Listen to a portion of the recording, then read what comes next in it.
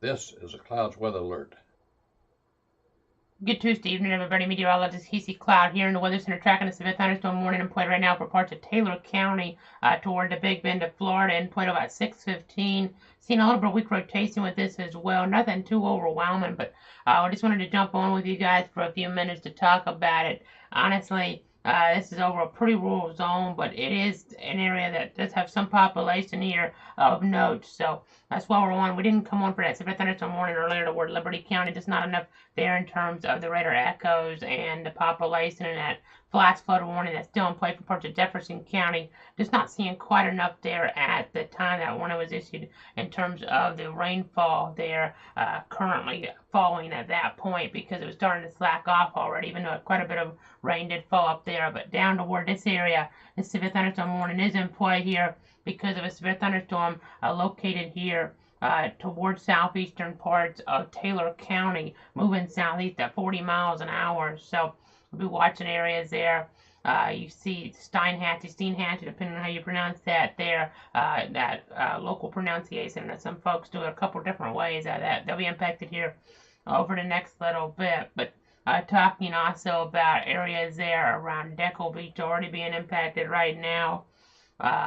You kind of just get the idea here. The community of Salem, they're getting some of the nastier action here at this present point. So again, a severe thunderstorm warning in Plato about 6:15. There is a tornado possible tag with this warning, but no official tornado warning. There's not quite enough there to issue that. Back that's up a little bit. You can see we had some rotation there around Deckle Beach a little while ago.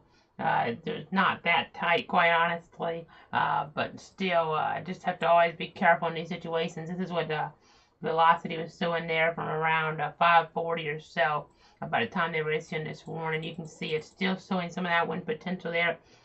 Maybe not quite severe, but it could still cause some minor damage there. Maybe some tree limbs or trees being impacted here to some degree at least. So something to keep in mind here as we're looking toward parts of Taylor County there.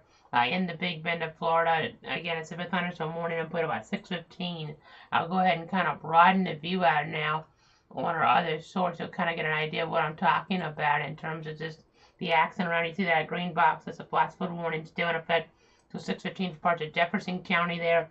Roy, seeing some of that flash flood potential there based on some of those radar echoes and those radar accumulations it seemed. But not really seeing a lot on some of the traffic cameras. I looked there along Interstate 10 into toward that area, but nonetheless, just got to always be careful when you have the even minor flooding potential like what we have in some of these areas with some of these efficient rainfall producers at the present time. The heavier downpours that are ongoing there across Baker County, Duval County there, all the way through Suwannee County, not just County, Columbia County there, Lafayette County, and then Taylor County as well. Just gotta always be careful here in these type of scenarios. I mean, I did see one camera shot there toward parts of Jefferson County earlier on that was showing some heavier downpour activity at least. So still areas there can really encounter, you can encounter that urban flooding in them. So keep that in mind.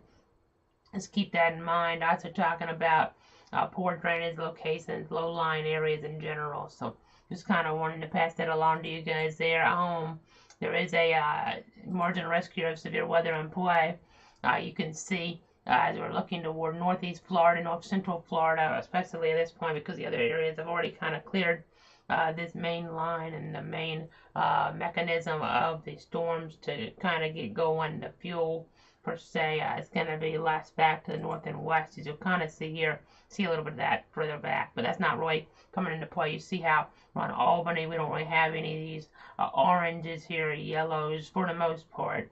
The surface-based CAPE is very low back there versus values here are over 1,000, maybe even some spots closer to in excess of 2,000 joules per kilogram here in some cases. So I just got to keep that in mind here as we're looking at things. That means more energy, more fuel for the storms to feed on. And we've seen some lightning around here. Always got to watch out for lightning sometimes in those areas that are a little drier, that haven't had the rain in a while. They don't get much rain today. They could have some wildfire potential. So keep that in mind. Looking at some things right now, I do see a little bit of a hail indication there in Clay County. That's kind of showing up. But the radar's been kind of spitting out some hail indicators that might be a little on the high side today because of the way things are hidden. The overall beam. I know the way the storms are. You see the tail indicator. We're on one mode. It's not really showing any rain around, but the other mode's now showing maybe some of that coming into play. This has kind of been erratic here in nature. Maybe stuff trying to form, but I would suspect the hail's not getting quite as big as this is showing there. If we are getting some of that downpour activity in that area there in Clay County, so this is something to keep in mind. Heavy rain around Duval County right now toward Jacksonville. So some nastier weather conditions there as we go between some of our different radar modes for sure to give you guys more of an idea of what's going on. Again, not too impressive this severe thunderstorm warning, but enough to come on for. We did have some of that rotation there trying to come into play a little while ago. We've seen some other areas of weak rotation, but not enough to prompt warnings with a tornado possible tag. But there is one down here. That's why I'm kind of giving you guys a heads up there toward parts of Taylor County. Again, severe thunderstorm warning until 6:15 there for southeastern Taylor County. The storm moving southeast at 40 miles an hour. So just kind of be on the lookout for that and towards some of these different areas. Always important to just take heed here from these stronger thunderstorms, maybe even, again, in this case, a possible severe thunderstorm. So just you always want to be extra careful out there. As we go ahead and look back at the last 12 hours in terms of rainfall, you see there in that flash flood warning toward Jefferson County, some areas on this mode here showing over 3 inches. Areas getting even more than that here at points to look at some other products it would seem, but at least 3 inches is falling in that area there. So that does start to cause some issues here for sure with at least some minor flooding concern. But just continue to keep an eye on things here as the situation progresses. We load the current radar view on here once again. You can see some storms toward the coast here. We'll watch those to see if those become a little bit stronger, maybe becoming severe. We'll see. They are in that more favorable environment per se, but just haven't seen a lot really get that severe looking within our velocities or within our good hail indicators here today. As I really kind of dive in, I look at our hail product. It generally does a good job, but it's kind of been hitting some things weird today, it seems like. Just for the overall radar presentation of these storms kind of throwing things off a bit. But again, I'm just looking here at some of our other products that I can use to see if things are really matching up or not. At this point, that's not really what's going on. They're not really showing big hail. We've seen some reports there toward Nassau County, for instance. It came in a little while ago there into the chat session that there was some really small hail there, talking about a report from broadcast media of hail slightly larger than pea size, so around Yulee. That's not too big of a deal at all, but nonetheless, we'll kind of mention it. Nothing like what we saw yesterday. We had reports of golf ball size hail per se in parts of South Georgia. That was definitely a storyline there.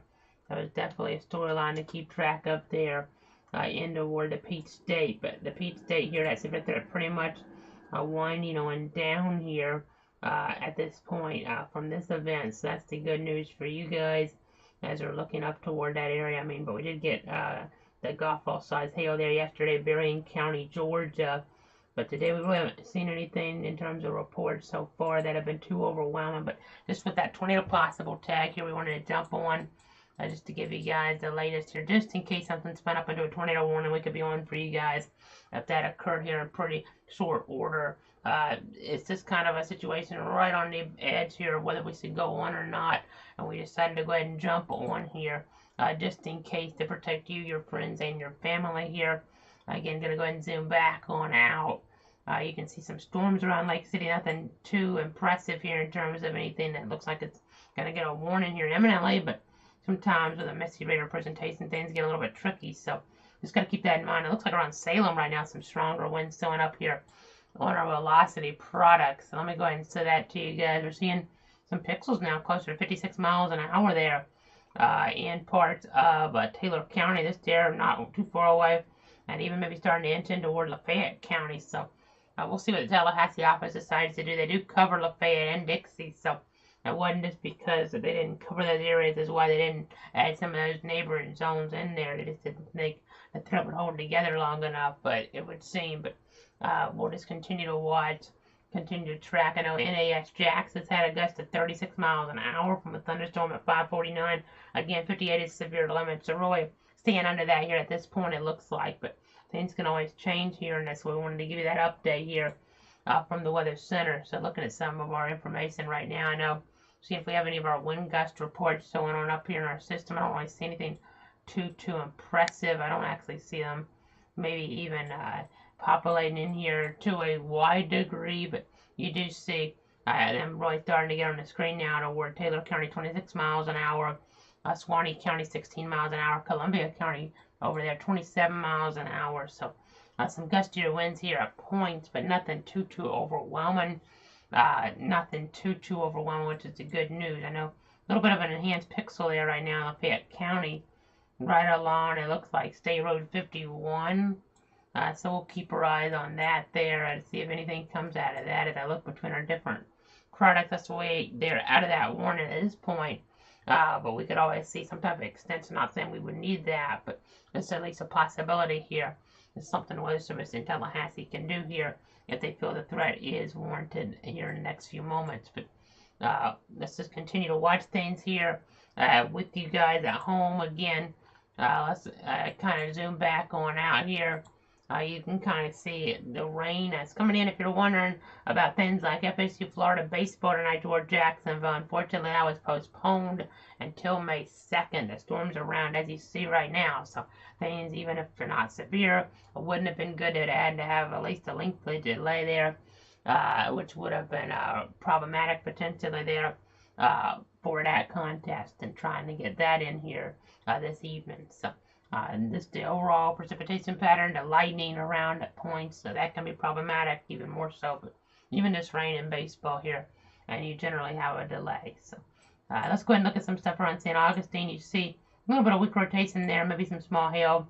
Nothing too impressive at this point, but it does seem like it may be a little bit on the uptick. We saw a little bit more a moment ago, maybe over I-95, but again, I think radar is overestimating some of this weather, so it's not really going with the higher end potential here at this point for some of these areas, but they are letting us know that Lake City did have a gust there to 32 miles an hour from a thunderstorm at 5:55, and there is what they're calling a strong thunderstorm impacting parts of St. Johns and Clay County. It's just thunderstorm activity right there, so keep that in mind. So that's what we're kind of looking at here at the present time. I'm looking at some of our power outage numbers now behind the scenes if you're wondering what I'm doing here. And in terms of some of our outages, it looks like right now actually they didn't have any type of warning there, but McCulloch County ended up getting 722 customers to be in the dark from the storm NS into toward that area. Looking over toward Baker County, there's 84 in the dark, 26 customers in Duval County, 2 in Nassau, 10 in Suwannee. Most of these numbers are pretty low. Again, a little bit more in McCulloch, but that probably is going to be a shorter term thing, I would think, there toward that area. But still a few folks losing power there toward the Gulf Coast. So just something to keep in mind as we're looking at the grand scheme of things.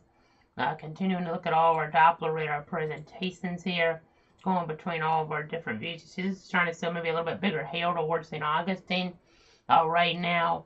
Again, nothing too overwhelming into toward that region. I wouldn't think they could issue a warning there, I suppose, but again, right now I'm not seeing a whole bunch of evidence that things are looking too bad, but still, whenever thunder roars, you definitely got to get indoors because it doesn't matter what time of year or what type of state the storms are in. If there's lightning around, it's clouded ground. When it's clouded ground, that can be really problematic for you. That can be dangerous. That can be injury or even fatality causing. So just that makes you take heed of the lightning potential here on this Tuesday evening. And then any warnings that are issued like we have right now here toward parts of Taylor County. So again, continuing to watch this here. Rotation tracker not showing too much at this point, but we'll continue to watch. I'll continue to give you guys the latest updates here. I am seeing again some enhanced winds in here, but nothing terribly overwhelming. Maybe gusts to about 50 miles an hour according to Doppler radar there in parts of Taylor County. A little bit higher according to this in Lafayette County, but even there may be under severe limits. So that's kind of what we're seeing here on this Doppler radar presentation as a 604.